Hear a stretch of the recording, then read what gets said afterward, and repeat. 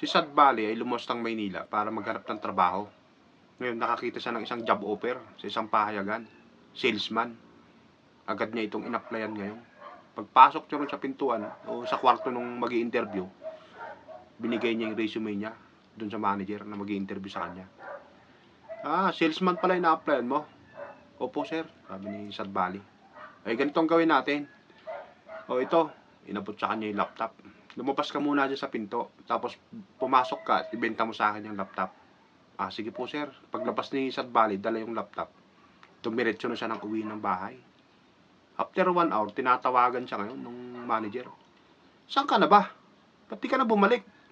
Ibalik mo yung laptop dito, tambak mo yung ginagawa ko rito. Walang yan naman oo, sabi ng manager. Ay bibili niyo po ba yung laptop sir? Kung bibili niyo po kanya, ibabalik ko po ito.